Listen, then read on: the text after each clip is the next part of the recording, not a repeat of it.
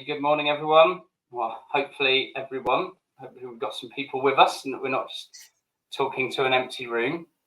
So if you have signed up or you've just clicked the link and you've joined our first LinkedIn Live, we're going to be talking about the 3 hidden truths of high-performing teams.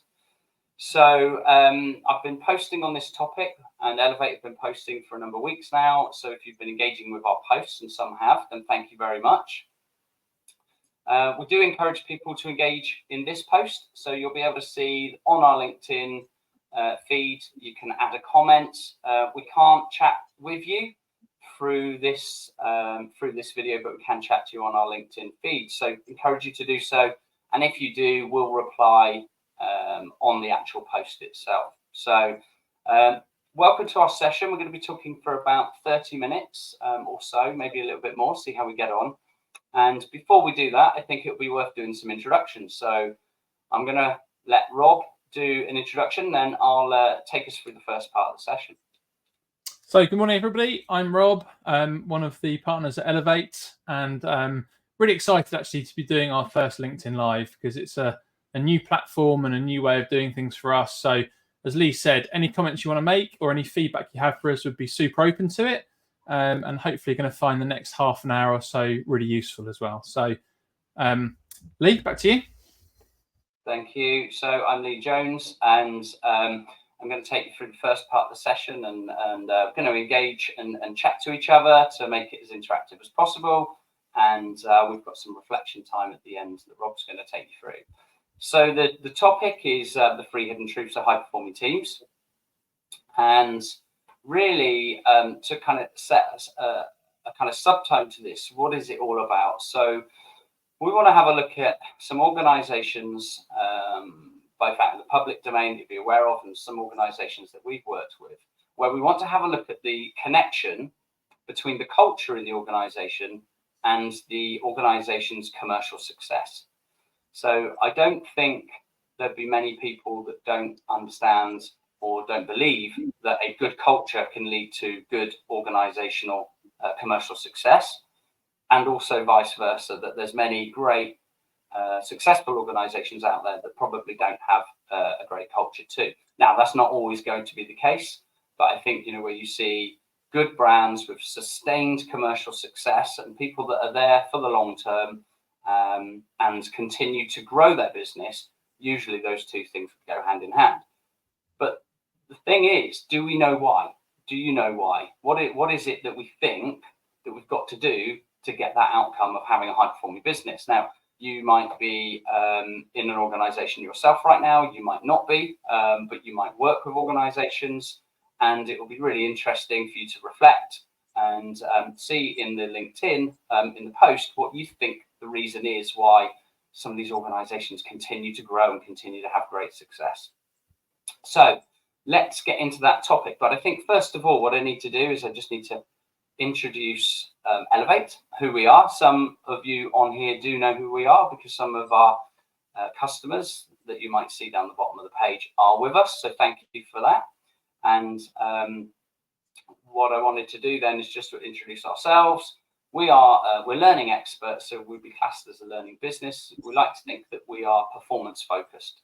So the work that we do, we are always looking for a commercial return on investment or a return on effort.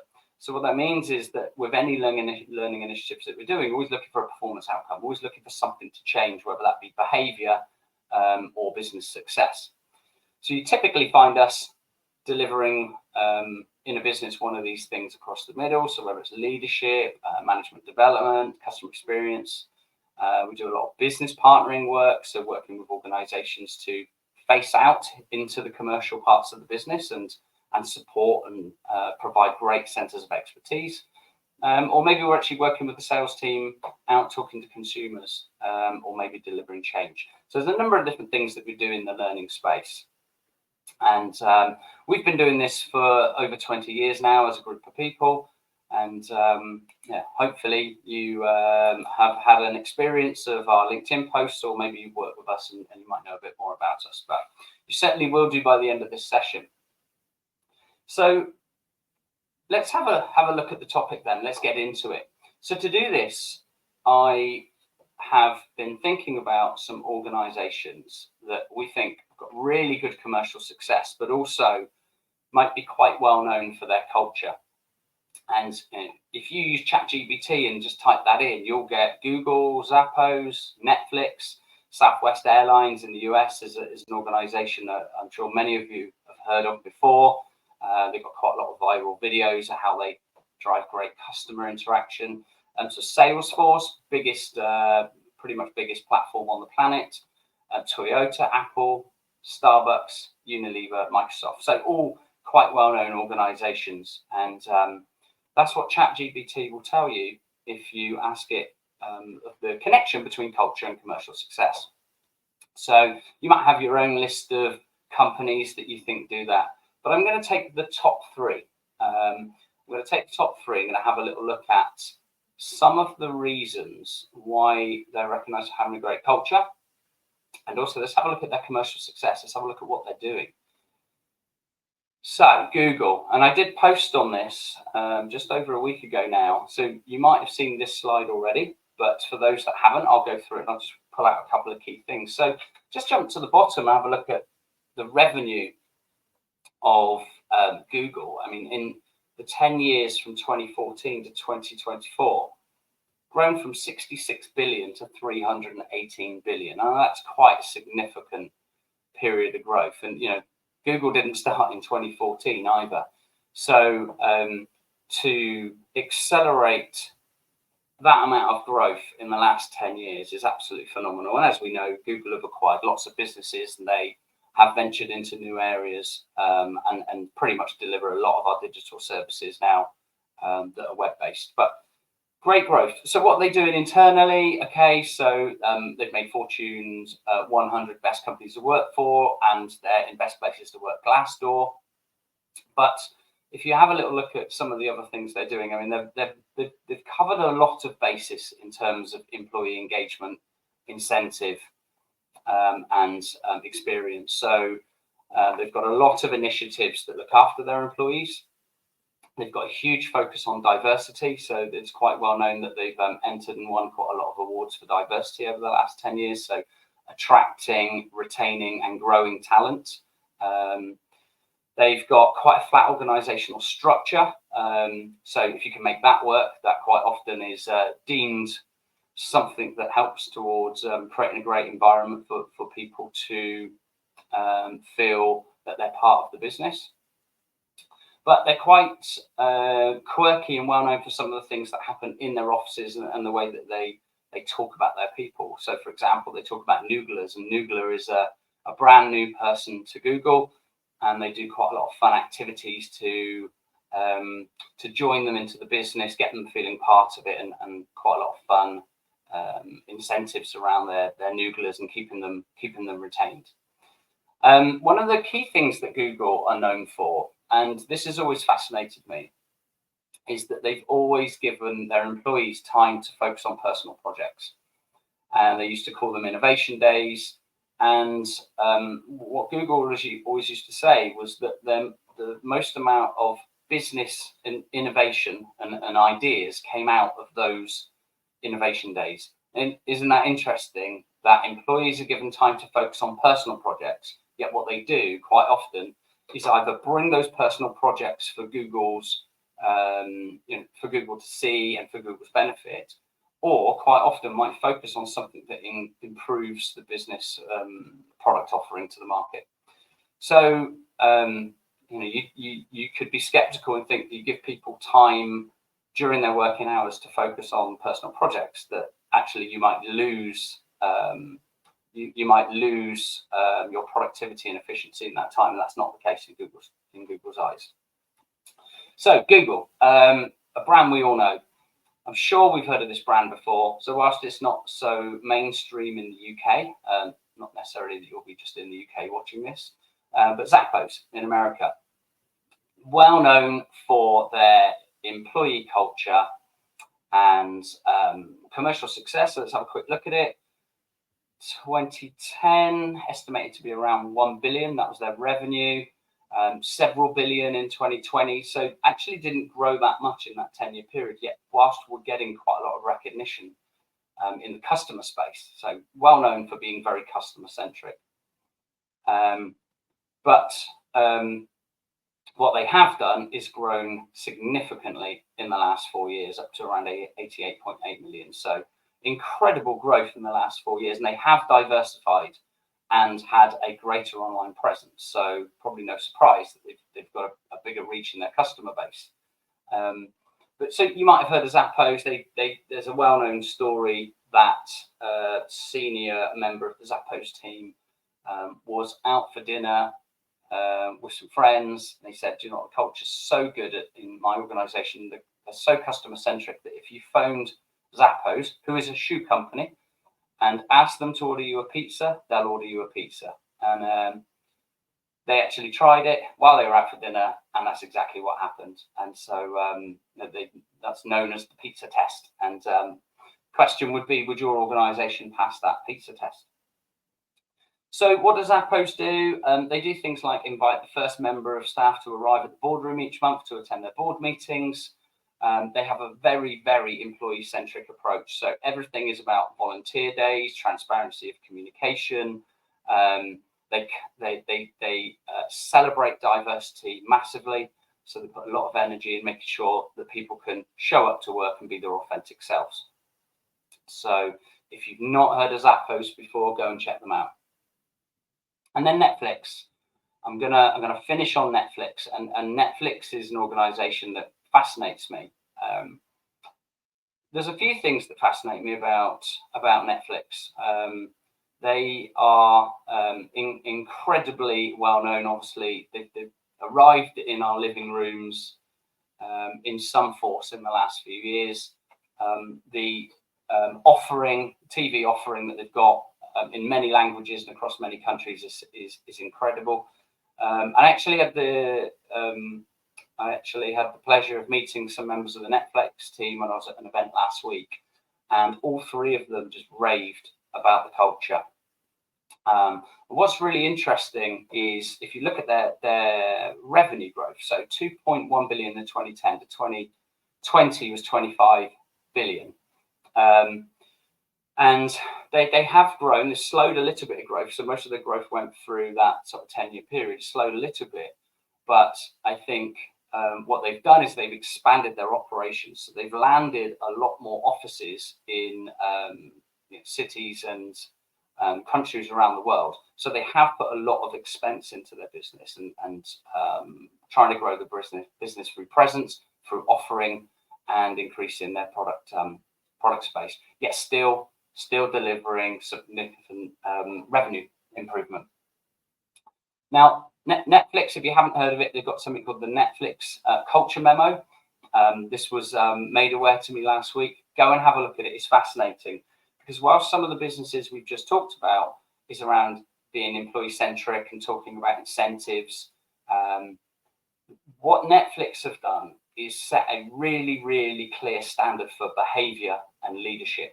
And that's what the Culture Memo is all about. And I'm not going to read it out to you, but it pretty much says we don't tolerate mediocrity. We steer into conversations, and we are all about tough love. So we challenge, high support culture. Now, I love that because actually that's sort of starting to get us into the space where I think we're going to spend some of our time just thinking about the behavior in a business and how we can get behavior pointing towards a great culture. So before we move on, a little bit of time for reflection, and I'm going to bring Rob in to have a bit of a chat here, because before we start to look at what the three truths and the three things that we think can be replicable and that drive great culture, I want to ask this question. So what do we think senior leaders believe drives healthy organizational culture? So what do we think senior leaders would say? So if you're a senior leader, or if you have any view, what do you think you would say is what drives healthy organizational culture? And I'm going to invite Rob to have a little think about this. And also the knock-on side of this is also will drive commercial success from that culture. So Rob, I'd love to bring you in at this point and your view. What do you think people would be saying out in the audience right now to this question?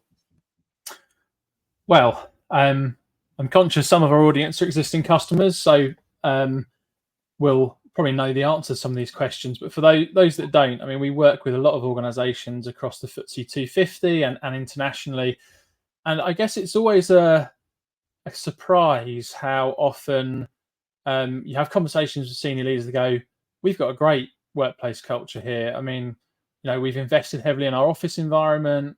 We have free coffee. We have a great rec area. We've got pool tables. We've installed. We work with businesses where they've got games rooms, and they do things like unlimited annual leave. So there's kind of a number of different buckets and banners that typically come up in these conversations.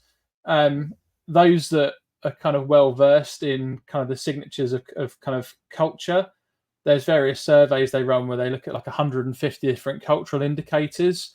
So things like benefits, perks, learning development come up. But the key is where they sit in the order of importance. And I know Lee's going to bring that to life for you in a second. Yeah. And I think ran a session on this recently at an event in Bristol, and I asked the same question to the audience. And two things came up quite a lot, actually, and I want to hone in on those as well.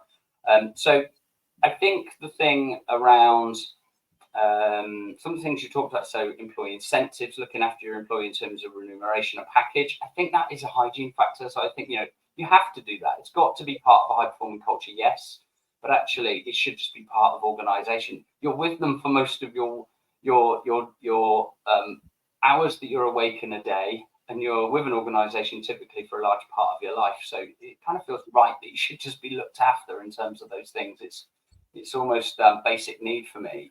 And I think you're right in terms of a lot of people would say, a pool table in reception and free fruit Friday and pizza, free pizzas on a Friday are important things in culture.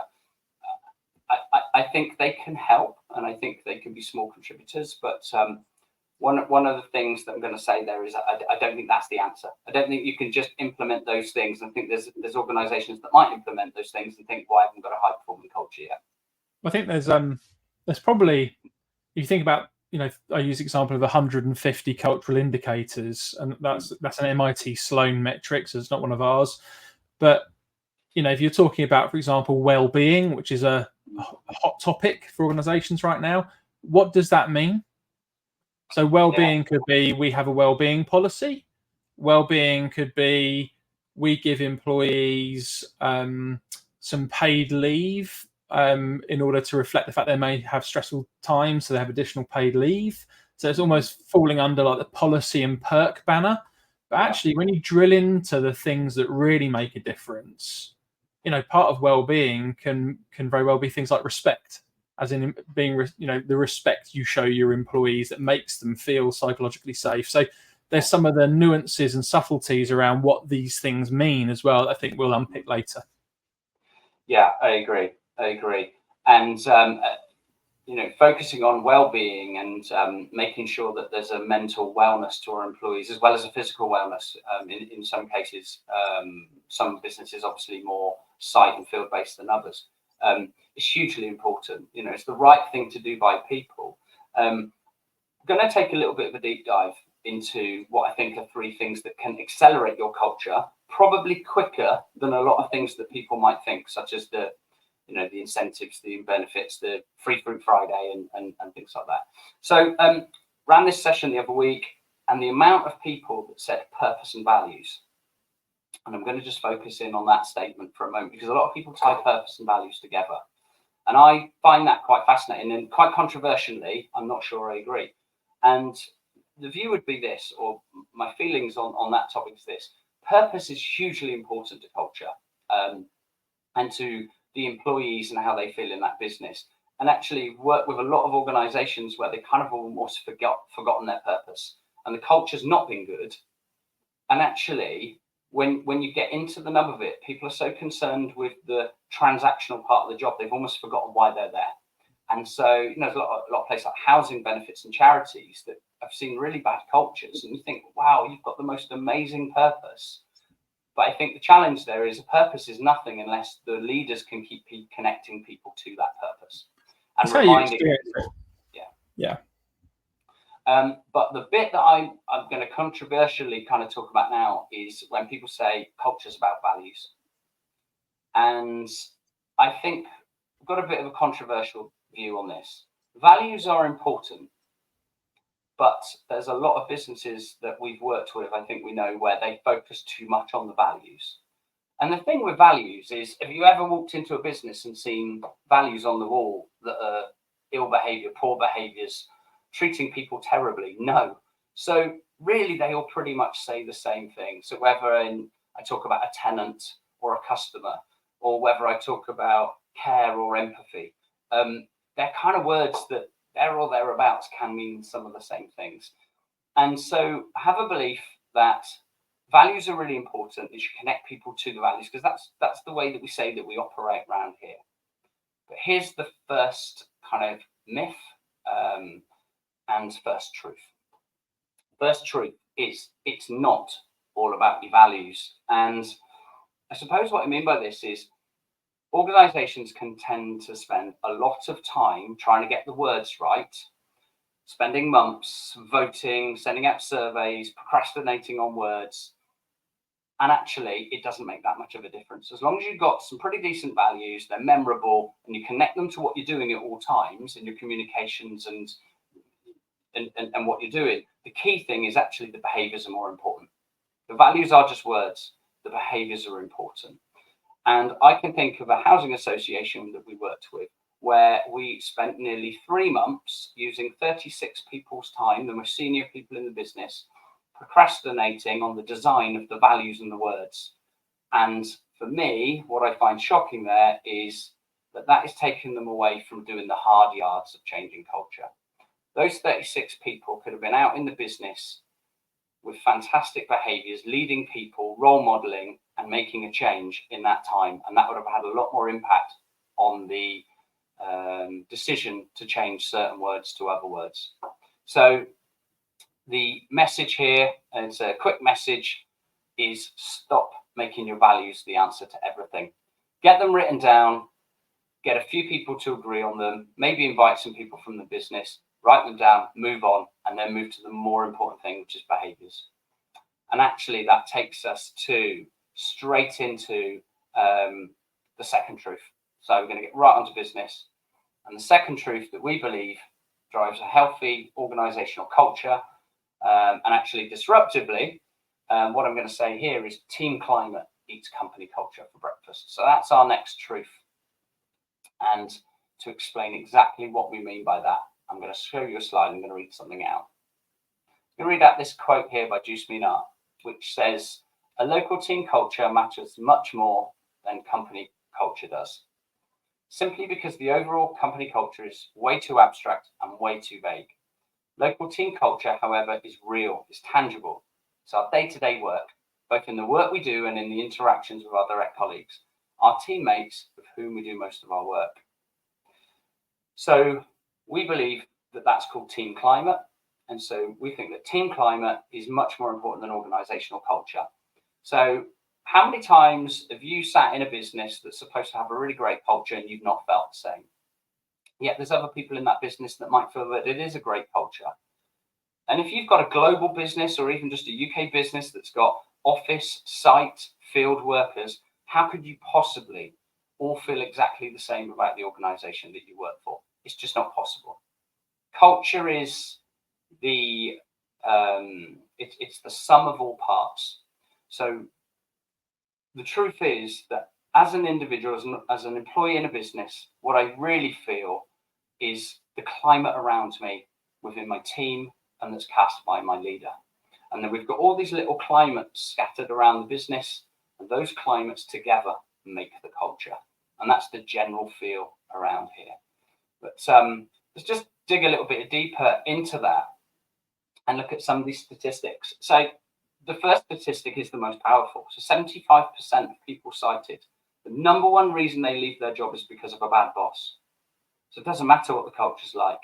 If I've got a bad boss, I'm 75% chance of leaving that business because of that person.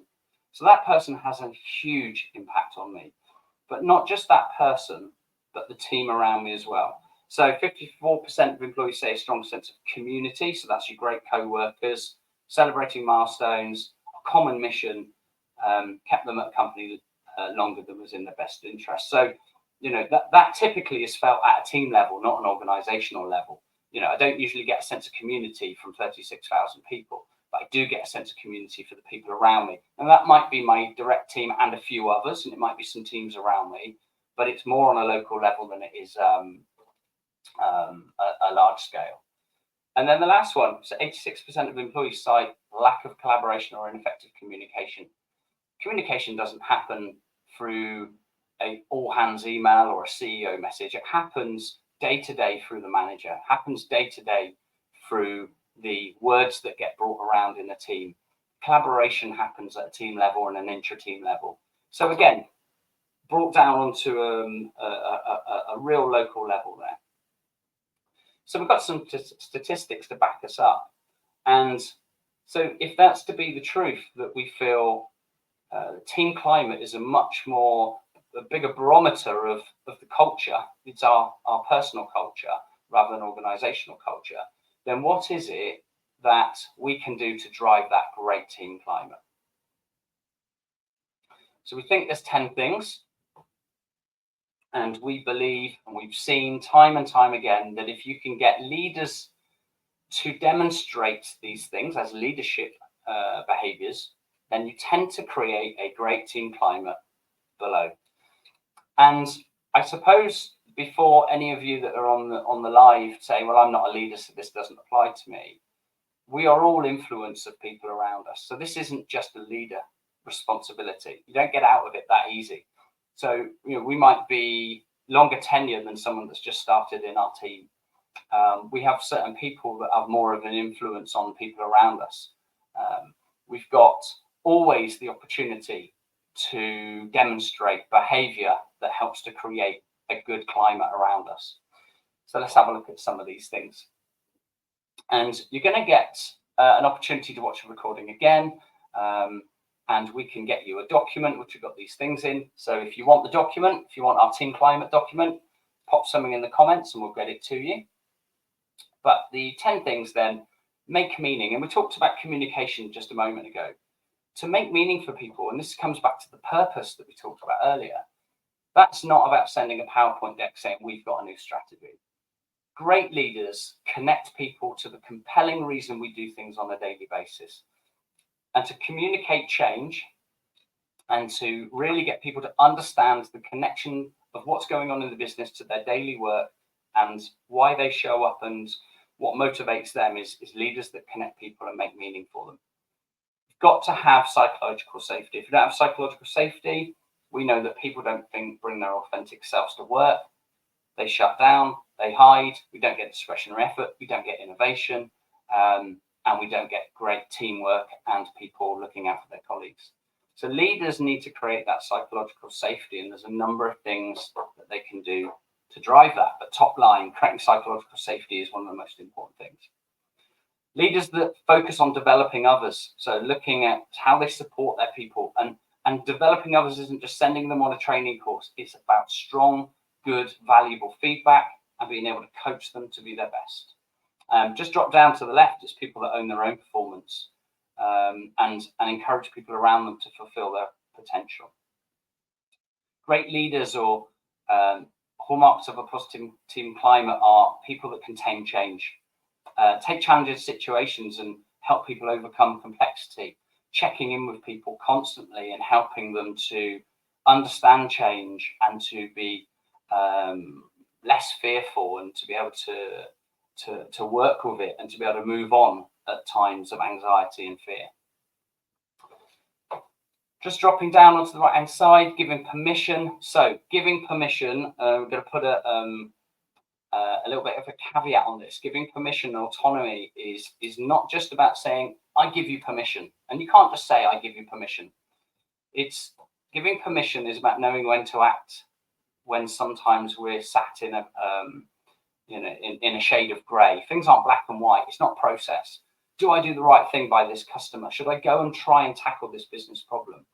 And quite often, a hallmark of a good team climate is that people feel that they have permission. not just that they were told they have it. And that's about driving accountable freedom. So people that have autonomy and accountability, this is not just about running wild through the business with no accountability and just doing what you want. So we've got to hold people to account. So accelerating through them, people that can disrupt. So the ability to challenge the status quo.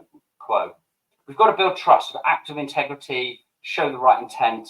And as a leader, you are always on show.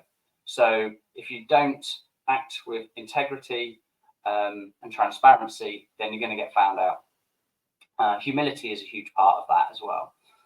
Engage in strong dialogue, hold people to account, have good adult conversations, get rid of corridor conversations in your business. And then most importantly, you've got to role model all this stuff. You've got to walk the talk and demonstrate commitment to the behaviors, the purpose, and the values that you set out in the beginning. So team climate, truth number 2. It's not about focusing on culture. If you sit trying to affect the culture at an organizational level, you're going to spend years and years and years, and you will make some strong leeways into it. You'll make some ground, but it's going to take you a long time. And what we want to do here is think about how do we accelerate really, really quickly to a place of having a great culture. And for that, we've got probably 5 minutes to finish off with the third truth. And this is the real kicker. So this is something which we've arrived at as a team. And it's really kind of struck me really hard this year that I've always thought that you've got to build your culture and then you get great organizational success as the long tail to that. It's the outcome of the culture, because everything's working well. People are collaborating, they're watching out for each other, they're working hard, they're innovating, they're being accountable, they're treating customers well. And whilst that is all true, there's a bit of a challenge to that. So Google, Zappos, Netflix all started with that ethos right from the beginning. They started with a purpose, a strong purpose, and a way of behaving and a way of treating people. So actually they become successful organically through that process.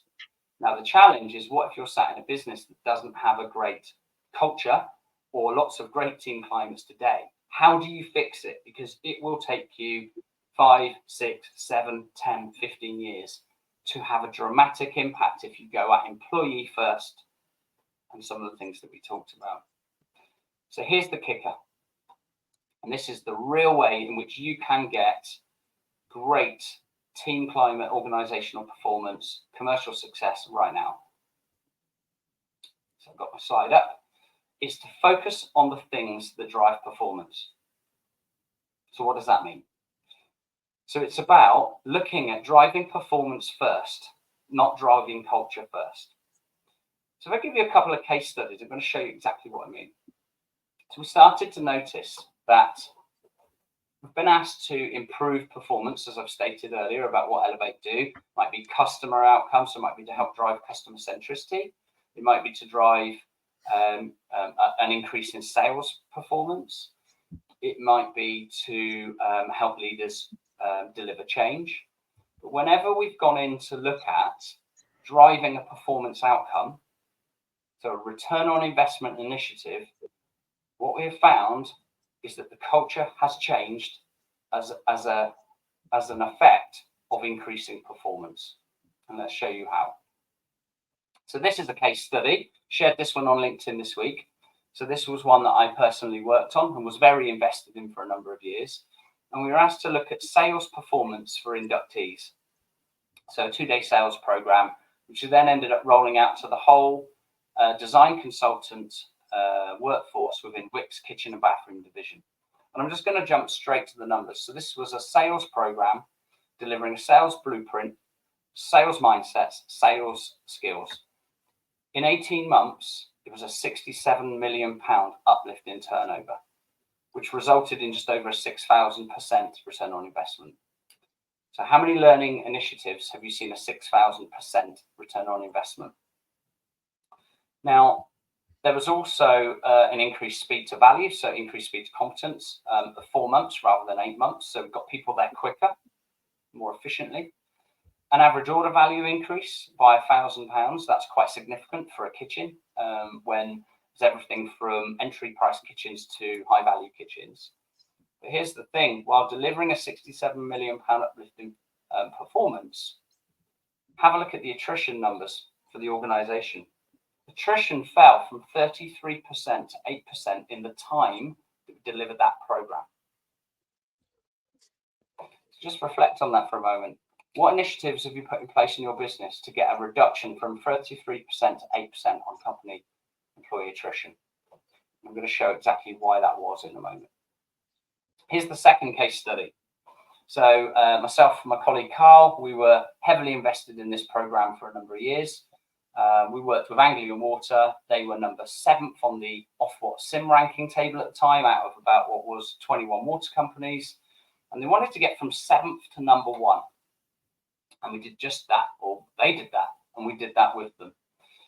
So 13% increase in customer satisfaction scores, 21% reduction in complaints, 12% increase in employee engagement, and best place to work, Glassdoor, which was not a place that they were before the start of the program. So a 12% increase in employee engagement is huge. And again, that was the long tail. That was the outcome of doing the performance work. So the performance work came first, not the other way around. Yet we think, and we've been led to believe, that commercial success comes when you get your culture right. Actually, what we're saying here is you can reverse the logic. So a quick wrap up from me to say exactly what is the way in which we believe you can do that. And this is an Elevate model, and it's built on years and years of being able to prove that this works in organizations. And we think there's 4 things you focus on to get high performance and to get performance showing up in your business. And I'm going to hand over to Rob, and Rob's going to talk about some practical examples of how he's done that recently. So here's what we call the performance formula. So if you're going to focus on performance, these are the things that will get you high performance and turn around customer outcomes or sales outcomes or any other type of initiative that you're trying to drive. So we've already talked about climate, so start on the left. You've got to get the climate right. So we've talked about climate and what leaders do. If you've been driving training initiatives into your business to change customer outcomes or sales, and you haven't focused on the climate, you haven't focused on the leaders, then all you're going to do is get a spike in performance. People go back to doing what they did before. So it's about helping to coach the new set of behaviors, helping to coach and nudge the new mindsets that are required. So take the leaders through the program first, get them to connect people to why we're doing it, get them to role model the change, and then importantly, get them to coach the new set of behaviors. Another way of shifting behavior to the right, once you've got the climate right, is you get the mindset right. So work on mindset, help to nudge people and shock people into a new place of burning ambition, a place that you want to take them, and get them to think about what the mindset's required that connects us back with our purpose and gets us acting in this new way. And then thirdly, and the bit that Rob's going to talk massively about in a moment, is how do you change the capability? How do you change the way that people show up and the skill that they apply to their job? So that's about developing skills and behaviors to do things differently by customers, or to change the way that we do sales. And then finally, the 4th thing, so once we've got the 3 things there in the 8 model, the climate, the mindset, the capability working together, 4th thing you need to do is you've got to reduce the friction. You've got to get things out the way, get problems out the way that get in the way of performance. And Rob's going to talk about some of that too. So they're the 3 things. And I'm going to let Rob come in now and talk about some of the ways in which you can take this performance formula and you can apply it in your business today. So something for you to take away. So Rob, over to you. Cool. Thanks, Lee. And this is a bit I really enjoy as well, being a bona fide geek. So I'm going to drill into a next level of detail around how you'd identify high performers within your business. It's something that we typically do as part of our program. So we'll do a diagnostic or a discovery at the front end of every program. Now, for a learning business, you might think, well, is that just a training needs analysis? That's definitely part of it, but it's much, much broader than that because it links to how you drive high performance within your teams. So I'm going to take the order of these in a slightly different order to they're shown on screen. So desk-based research I'm going to start with. So typically, What we would do, and if you want to replicate this process within your business, you can do the same, is first of all work out who your high performers are and what makes them high performing. So what are the things they're being measured against that would mean you determine that they're high performing? So an obvious example would be in a sales in a sales team, the people who sell the most, are typically sort of flagged as high performers. So that's the first level of kind of analytics you would do around desk-based research. What you would then do, and what we would typically do as part of a program with our clients, is you would look at all the other factors that impact their performance too. So what are they measured against? What are their KPIs? What are the scorecards that back that up? What training have they previously received? What's the feedback from the employee survey, et cetera, et cetera, et cetera. So you build up a really robust picture of essentially the data that surrounds these people. And it actually leads to kind of another point, which is just because from a KPI standpoint they're high performing doesn't mean you want to replicate all of the behaviors from all of those people. Because you could have, for example, somebody who is technically brilliant, an amazing salesperson, but does that at the detriment of the broader team dynamic. So that then would lead on to some of the other points of analysis that we would do. So, for example, looking at focus groups, we would front end any focus group by saying that these are completely anonymous. There's no kind of individuals who'd be named, but we ask some very pointed questions to get under the skin of how people feel, how they're led, how they're supported, and also the things that get in the way of them actually truly achieving a high performing outcome for their customers or their internal customers. That starts to then unpick what I mentioned in my previous point, which is if there's kind of some of that negative behavior or toxicity that kind of is maybe prevalent in an organization as well. One-to-one interviews is just the one-to-one version really, but you get a different dynamic where people maybe will say things to you directly, not in a group context that you wouldn't get in a broader scenario. I mean, the example under focus groups is just one kind of story, I guess, around one of the kind of the examples of things we've discovered just having a conversation with a group of people, which was in this particular business, QA highlighted apology or apologizing as a high scoring metric, as a high performing behavior. So what that did was that the contact center essentially created league tables to keep track of which handlers were apologizing the most. Now, in the context of this conversation, you're probably thinking, well, that's madness. But actually, in the context of the organization, it felt really appropriate because it was correlating with NPS and CSAT and things, but actually was having a negative impact elsewhere as well. We then look at surveying as another tool. I know that survey fatigue is definitely a thing, but what we would look to do and would encourage you to do too is to survey your frontline people, but also your kind of your levels of leadership. Because I think self-enhancement bias and surveys is definitely a thing. If you're asking people how they experience the leadership they receive, you might get a different response to how you ask how leaders perceive the quality of the leadership being. It just means you can sort of work out what the gap analysis would look like between those two things and kind of develop a story. And then there's probably the two most interesting points really, which is observations and behavior analytics. And the reason it's interesting for us as an external to most companies is we typically find that leaders struggle to do these two things because they are so deeply entrenched in working in the business, they don't get to work on the business. So they'll be in meetings or they'll be in forums or one-to-ones. Means they don't take a chance to sit down and actually look at what's going on around them. So the observations, for example, are how are people sitting and behaving when on the phones to customers. If you kind of really open your kind of eyes and your mind to it, you're sort of spotting things that actually you're uncomfortable with. Then what happens as a result of that? So a conversation's happening that, that's being challenged. People are steering into that stuff or not. So that's super interesting. And then behavior analytics, we have a number of frameworks we use to analyze behavior. So that could be across customer calls. That could be around coaching capability.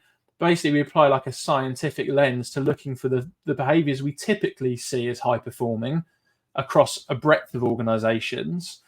And we would then look to kind of score against those things to work out, when you've identified a high performer, do we agree with an external lens? Now, I know that might be more difficult for you if you're running this internally, but still having a framework to work from, and we'd happily share some of those things with you to kind of have a look at, can be super powerful as well. So that's just some examples. If you think back to the diagram Lee showed around the performance formula, the figure of 8 on its side, we've talked a little bit about capability, but we haven't spoken much about friction. That's the other thing we would look at in any of our kind of discovery work. So friction is all the stuff, and there's a comprehensive list here, all the stuff that can get in the way of high performance. Actually, some of it can be significant blockers. For example, where you have, like a regulated business, QA. I'm not trying to pick on QA, but it's just fresh in my mind. QA can be something that gets in the way. You can have systems that get in the way. So whilst that wouldn't typically form part of like an Elevate focus, as a learning learning partner or an HR director or a head of a function, then you're probably empowered to kind of remove some of those blockers and kind of basically build processes that aid high performance rather than get in the way. So these are just some examples of things that we would look for to help you. So I'm going to encourage you all to reflect a little bit.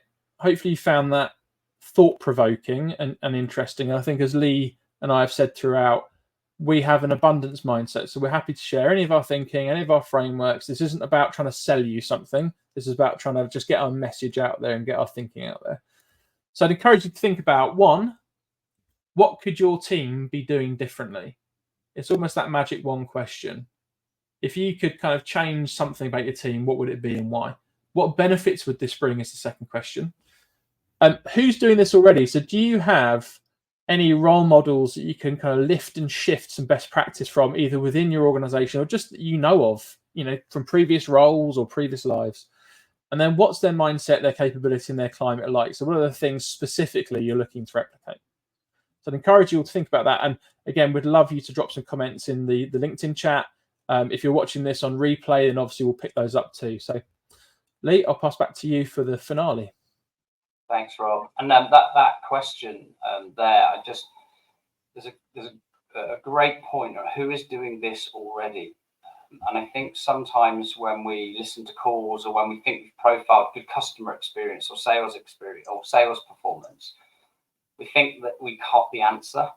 And actually, if you're looking at the high performers in the business, quite often they have the answer.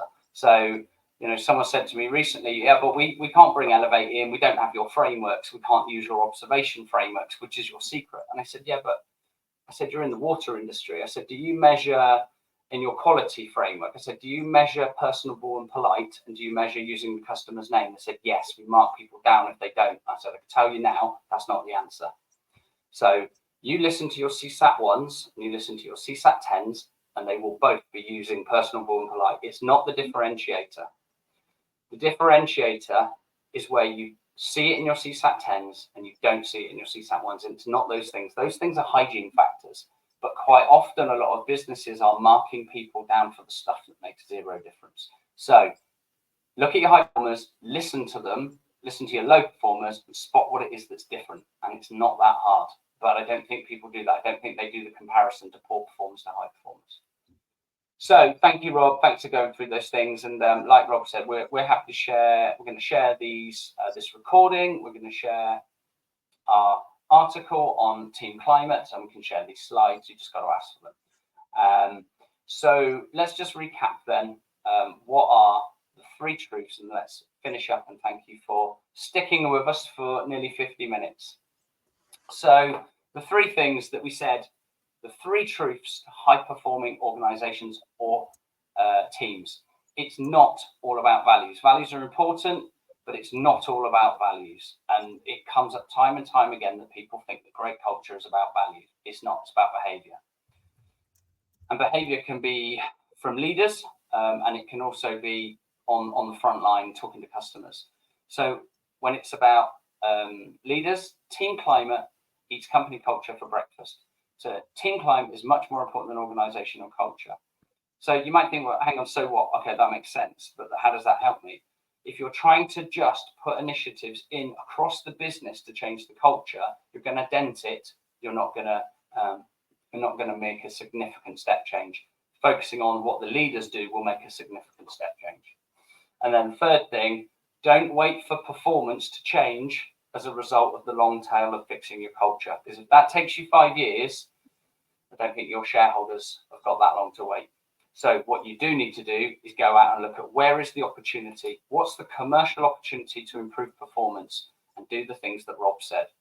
So focus on team climate, get the mindset right, focus on capability, get rid of friction, get performance to show up. And then because you affected team climate and you worked on getting people enjoying their role and being high performing, then quite often the culture will change too. So thank you for sticking with us. 50 minutes, we're a little bit over what we thought. You probably noticed quite like to talk about this topic. We're passionate about it and we have a huge abundance mindset. So drop some comments in on the post, drop us a direct message, get in contact. We're happy to share anything that we've talked through, and we're happy to talk you through it in more detail if you want our help.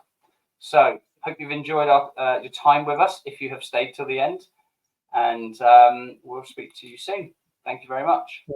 Thanks, everybody. And yeah, speak to you soon. Bye.